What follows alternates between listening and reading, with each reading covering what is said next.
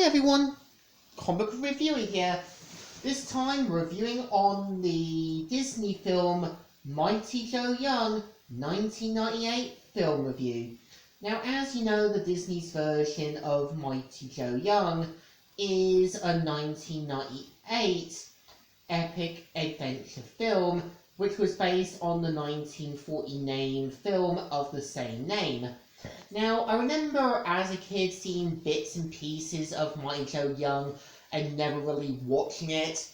I remember seeing Nostalgia Critic's Disneycember review, so I personally went on eBay, picked up a copy myself to give it a go. And I would say the film does kind of remind me a bit of the Kong animated series that was done by DiC. And the premise of the film is meant to follow a zoologist known as Greg O'Hara, who is looking for the legendary gorilla known as Mighty Joe Young, who is meant to be 15 feet, and weighing 20,000 pounds. And I think the point with Greg's character is that you can tell he wants to keep Joe safe and knows there's going to come repercussions if poachers come after it. We see how Joe's friend and protector, Jill Young, wants to keep Joe safe, and you can tell she starts to slowly realise that, yeah, Greg might be right. And I think the point of Jill's character is that she does try to be more like a mother, a friend, and a sister figure to Joe. And of course, we do know why Jill's the way she is because of what happened to her mum. And you can tell she doesn't want to see Joe's sacrifice be in vain. And as soon as they get Joe to Los Angeles, we see mainly how they have to keep Joe secure, safe, and everything else. And we kind of see how the staff members know they have to keep Joe safe, knowing they can't really risk anything. And I think the point with some of them, you can tell they aren't bad.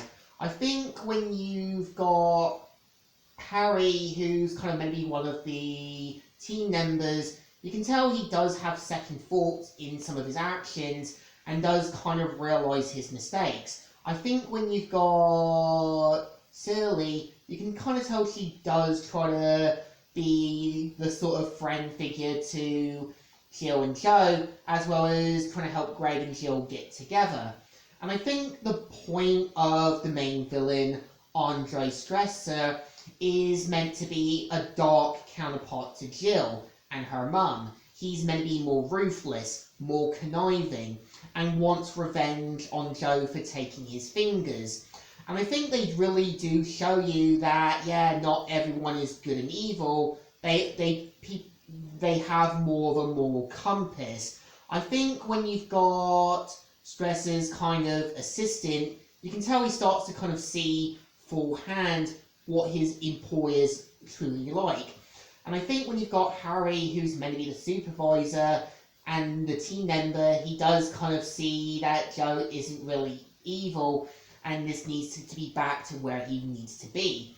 And I think when you've got Jill's surrogate father figure, Kawani, you can tell he does try to get Jill to see reason that, yeah, it's going to be dangerous, as well as that she's going to follow the same path as her mum if she's not careful. I think the film really does show you that, yeah, the characters do try to do the right things, and knows that any repercussions they have to work with.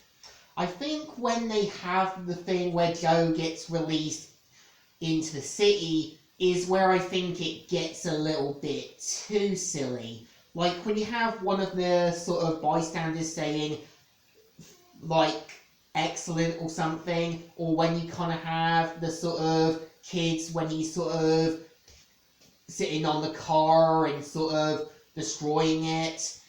I think that's where they go a little too silly. But I think what makes the final moments when Joe tries to save a kid from a burning Ferris wheel is where you know they've put down the silliness and know they're trying to show you a real situation and showing that, yeah, Joe isn't really dangerous.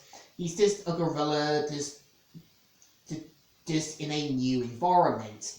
And I think the film really does handle the message that not everyone is good and evil. There is going to be a grey mold area, or characters realising their mistakes, or start questioning if they're doing the right things. I think My Joe Young really handles this topic well. Like, you can kind of tell Greg and Jill do realise they're both in the right, and both know that it's only a matter of time before Joe is axed off by any poachers. And I think they really don't hammer down the whole kind of light storyline. Like, they know that yeah, there's characters who are a bit shady, but there's some who do want to do the right things. So I think the Disney's version of Mighty Joe Young definitely deserves 2 thumbs ups. A good story told right. So, Comic Review here, signing out.